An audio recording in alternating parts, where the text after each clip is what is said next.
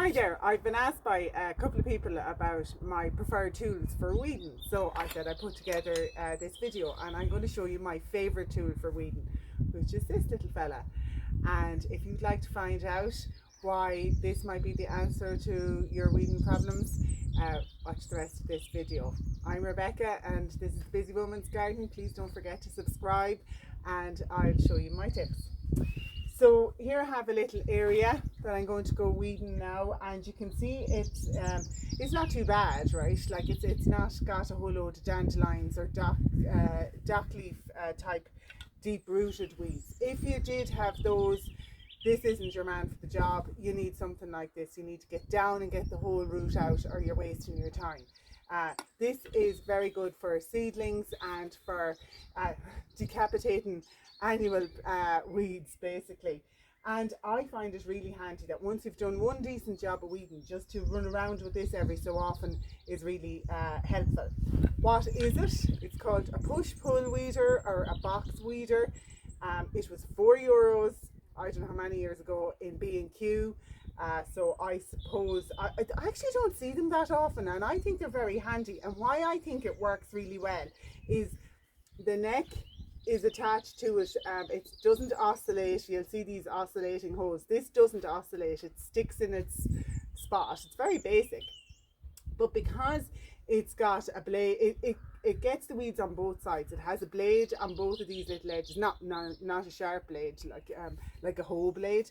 And I just think it really does the job very well for small weeds and for weeds that grow close to the ground. So the likes of moss or this pearlwort.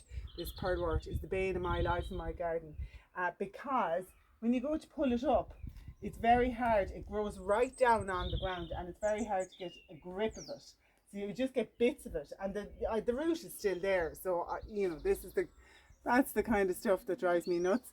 So yeah, and it does choke things up. Like it doesn't look too bad at the start, but I can see it around some small plants. If you're trying to direct sow seeds, it really won't allow them to get a hold. So all you do, it's very straightforward, is you just run it over the top of the soil, and it basically cuts them, or it shaves off the top layer of the soil if you want. You don't even, the ground here is quite dry, and I have clay soil, but you can see, like, that's it basically. So you just scrape around, and because it acts like a rake, it gathers them all up as well. So you have two choices now with the likes that. You can leave that on top of the soil and the sun will dry it out and it'll eventually go to nothing. But like when I've done this much, I might as well get rid of it and have it looking nice. So I gather them all up. But this acts as a kind of a rake as well. And that's how I use it. Now the alternative would be something like this, a kind of a grubber or claw type tool. It's not near, look at that. You see, it goes between the prongs of the fork. And you're getting some, but you have to go over it 20 times to get the same effect. So I haven't got time to be going over things 20 times. And I find the same kind of issue with an ordinary hoe. Now, okay, you can do that standing up, but I find it hard to get the same kind of purchase. And I end up having to go over it more often. If the soil, this is fine if the soil is loose, but I have clay soil and it forms a kind of a cap or a crust, and this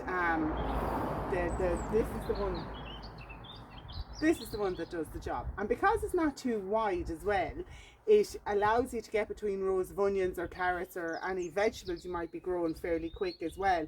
There is a long handled one, so if you have a bad back and you don't want to be down near the ground on your knees like this, I've seen a long handled version of it. I haven't used it, so you'd have to test that out yourself. I like to be down on the ground because I can see any seedlings that I want to try and protect, so it gives me a chance to survey the situation. You can spot pests or things that are going wrong as well when you're down on the ground. And that is why I love my little €4 box push-pull weeder, and I'd highly recommend anyone to give them a whirl, because when they're that cheap, you can't go wrong. You know, all the gadgets I've bought in the garden, this is one of the cheaper ones. So that's my tip for today on that. I'd love to hear what you like for weeding. What is your favourite tool, or whether you've any other advice on it.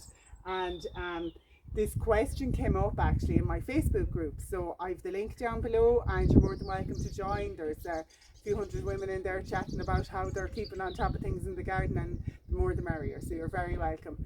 Don't forget to subscribe to the channel, and thanks a million for watching.